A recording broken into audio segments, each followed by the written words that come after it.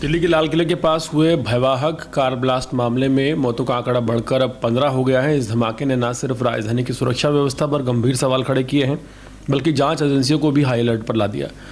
इसी बीच राष्ट्रीय जांच एजेंसी एनआईए ने इस केस में पहली बड़ी गिरफ्तारी करते हुए कश्मीर निवासी आमिर राशिद अली को गिरफ्तार किया। जांच में सामने आया कि ब्लास्ट में इस्तेमाल हुई Hyundai i20 car Aamir Rashid Ali Khan के नाम पर रजिस्टर्ड थी। एनआईए ने दावा किया कि आमिर ने ये कार खुद खरीदी थी और इस ब्लास्ट की पूरी प्लानिंग डॉक्टर उमर नबी नामक व्यक्ति के साथ मिलकर की थी, जिसकी इस धमाके में मौत हो गई थी। शुरुआती जांच में ये भी सामने आया कि धमाके में तकरीबन 30 से 40 किलो अमोनियम नाइट्रेट का इस्तेमाल किया गया, जिससे विस्फोट की तीव्रता बेहद ज़्यादा हो गई और इतने बड़े पैमाने पर जानहानि हुई। आज आमिर राशिद को पटियाला हाउस दिल्ली में कोर्ट में पेश किया गया, जहां एनआईए ने पूछताछ के लिए 10 दिन की कस्टडी मांगी। कोर्ट ने इस मांग को स्वीकार करते हुए आमिर को 10 दिन की एनआईए कस्टडी में भेज दिया है। वकील स्मृति चतुर्वेदी ने मीडिया को बताया कि जब उन्होंने आमिर से उसकी भूमिका को लेकर कई सवाल पूछे तो उसने केवल इतना कहा कि कार उसी की है, लेकिन उसके चेहरे पर ना कोई शर्म, ना कोई पछतावा और ना ही कोई ऐसा भाव नजर आया, जिससे जांच एजेंसियों को शक और भी ज़्यादा हो गया है। एनआईए अधिकारियों के अनुसार ये धमाका किसी बड़ी आतंकी साजिश का हिस्सा हो सकता है।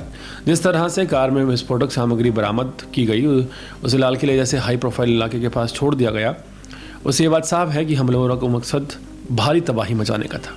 फिलहाल जांच संवेदनशील मोड़ पर आ गई है और एजेंसियां ये पता लगाने में जुटी हैं कि क्या इस साजिश में और भी कोई लोग शामिल थे, विस्फोटक सामग्री कहाँ से आई थी और इस ऑपरेशन के पीछे कौन सी आतंकी इकाई का हाथ है। दिल्ली पुलिस और एनआईए दोनों इस मामले की हर कड़ी को जोड़ने की कोशिश कर रहे हैं, ताकि राजधानी में ऐसी कोई और वारदात ना हो सके। किसी बड़े आतंकी या ब्लास्ट केस में किसी आरोपी को 10 दिन की रिमांड मिलना जांच एजेंसियों के लिए बेहद अहम होता है। इस दौरान एनआईए आरोपी से लगातार पूछताछ कर सकती है और कई ज़रूरी सुराग इस दौरान इकट्ठे किए जाते हैं।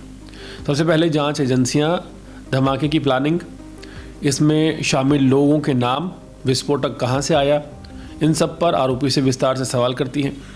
आरोपी के मोबाइल, लैपटॉप और सोशल मीडिया की फॉरेंसिक जांच की जाती है, ताकि बातचीत, चैट या कॉल रिकॉर्ड से कोई कड़ी ऐसी मिल सके जिससे सबूत मिले।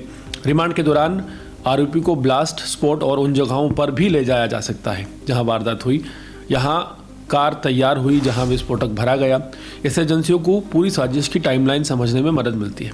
साथ ही बैंक ट्रांजैक्शन, यात्राओं का रिकॉर्ड और सीसीटीवी फुटेज की जांच भी की जाती है। इन 10 दिनों में एनआईए का लक्ष्य यही होता है कि आरोपी के नेटवर्क, फंडिंग और साजिश से जुड़ी हर व्यक्ति का पता लगाया जाए। कई बार इस दौरान आरोपी अपना बयान बदलता है या नया नाम बताता है, जिससे केस की दिशा साफ हो जाती है। 10 दिन की रिमांड में एजेंसी को आरोपी के नेटवर्क, प्लानिंग और विस्फोटक के सोर्स से जुड़े अहम सुराग मिलने की उम्मीद रहती है। इस दौरान मिली जानकारी से पूरी साजिश की असली तस्वीर जो है वो सामने आने की बहुत ज़्यादा संभावनाएं बढ़ जाती हैं।